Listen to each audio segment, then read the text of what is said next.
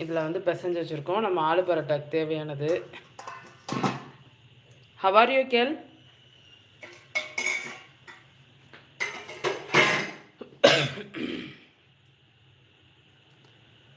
மல்லி கருவேப்பிலையும் நம்ம வந்து சாப்பரில் போட்டு மிக்ஸ் பண்ணிக்க வேண்டியதுதான். நல்லா சாப் பண்ணிடும். அதையும் உங்களுக்கு காமிக்கிறேன்.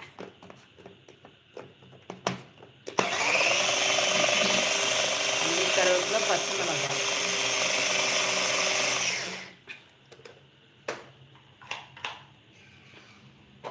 இப்போ அடுப்பு ஆன் பண்ண வேண்டியதுதான்.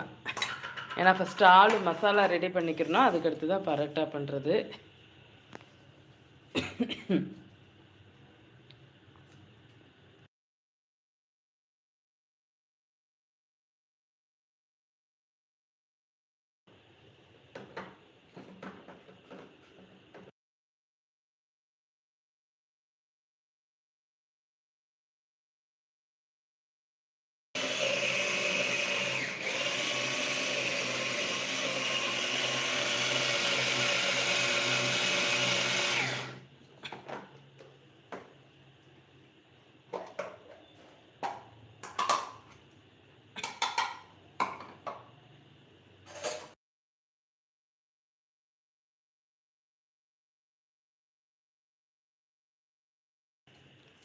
ஒழுங்காக கட் பண்ணலைன்னா சாப்பரில் இந்த மாதிரி கட் பண்ணிக்கோங்க. மல்லி கருவேப்பிலை இலையெல்லாம்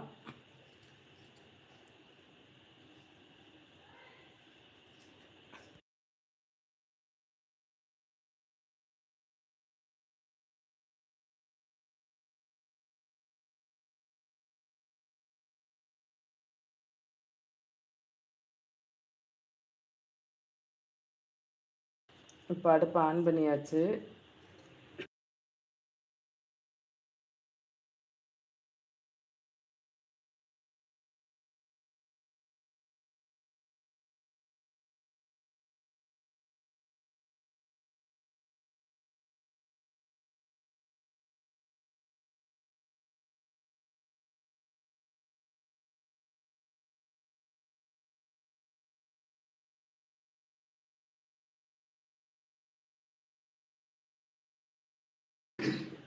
இப்போ வந்து இதில் கொஞ்சமாக நம்ம எண்ணெய் சேர்த்துக்க போகிறோம். தேவையான அளவு, கொஞ்சமாக இல்லை, இந்த அளவு நம்ம ஃபஸ்ட்டு எண்ணெய் சேர்த்துக்கிறோம்.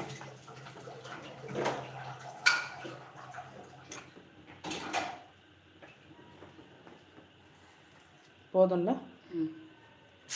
அந்த பச்சை மிளகாய், கருவேப்பிலை, மல்லி இதெல்லாம் வந்து இது பண்ணோம் இல்லையா, வதக்கணும் இல்லையா, வெங்காயம் இதெல்லாம். ஆலு பரோட்டா வெங்காயம் எல்லாத்தையும் போட்டு வதக்கணும்.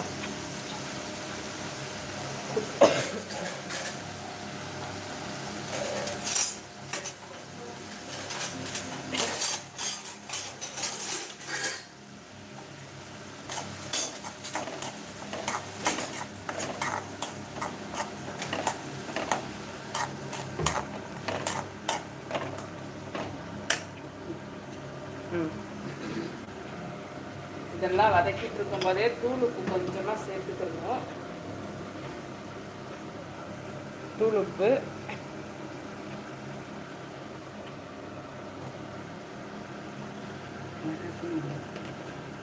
மிளகாத்தூள், மல்லித்தூள், கரம் மசாலா தூள். இது மல்லித்தூள்.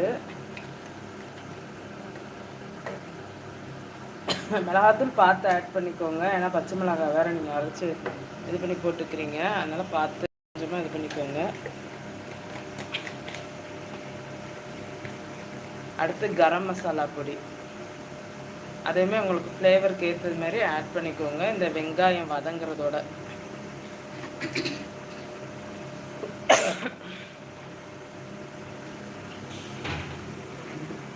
உப்பு போட்டேன். இது மிக்ஸ் பண்ணிக்க வேண்டியதான். நம்ம நல்லா மிக்ஸ் பண்ணிட்டு எண்ணெய் வேணும்னா இன்னும் கொஞ்சம் ஊற்றிக்கிடலாம். உங்களுக்கு எண்ணெய் ஊற்றிக்கிடலாம், ஆனால் எண்ணெய் போதுமான அளவு இருக்குது. அந்த மசாலாலாம் மிக்ஸ் ஆகுற லெவலுக்கு வந்து இருந்துச்சு. உருளைக்கிழங்கு வந்து நல்லா வெந்திருக்கணும்.